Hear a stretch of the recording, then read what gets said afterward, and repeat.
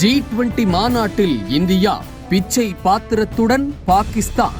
யார் யார்கிட்ட மோதுறது? உலக வங்கி கொடுத்த ஷாக் ரிப்போர்ட்.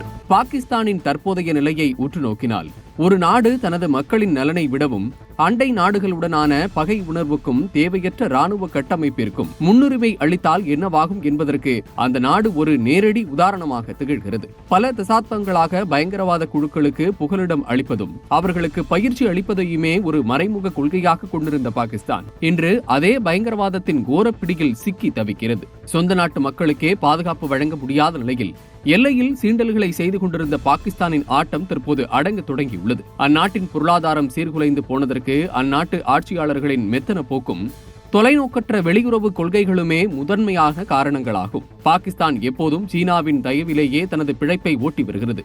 சீனாவிடம் வாங்கிய பெரும் கடன்களும் அந்த பணத்தை சரியான முறையில் முதலீடு செய்யாததும் பாகிஸ்தானை ஒரு கடன் பொறிக்குள் சிக்க வைத்துள்ளது. உலக நாடுகள் பலவும் பாகிஸ்தானை நம்பி முதலீடு செய்ய தயங்குவதற்கு காரணம் அங்கு நிலவும் பாதுகாப்பற்ற சூழலே ஆகும். தனது சொந்த நாட்டு இளைஞர்களுக்கு கல்வி மற்றும் வேலை வாய்ப்பை வழங்குவதற்கு பதிலாக அவர்களை தவறான பாதையில் திசை திருப்பியதன் விளைவை இன்று அந்நாடு அறுவடை செய்து கொண்டிருக்கிறது. ஒரு பக்கம் விலைவாசி உயர்வு, மறுபக்கம் மின்சார தட்டுப்பாடு என அடிப்படை வசதிகள் கூட இல்லாத நிலையில் அந்நாட்டு தலைவர்கள் இன்னும் காஷ்மீர் விவகாரத்தை பேசிக் கொண்டிருப்பது நகைப்பிற்குரியதாக உள்ளது. இந்தியாவை பொறுத்தவரை பிரதமர் மோடி தலைமையிலான அரசு எடுத்த பயங்கரவாதத்திற்கு இடமில்லை என்ற உறுதியான கொள்கை பாகிஸ்தானை உலக அரங்கில் தலைகுனிய வைத்தது. சர்ஜிக்கல் ஸ்ட்ரைக் போன்ற அதிரடி நடவடிக்கைகள் மூலம் இந்தியாவின் பலம் என்ன என்பதை உலகம் உணர்ந்தது.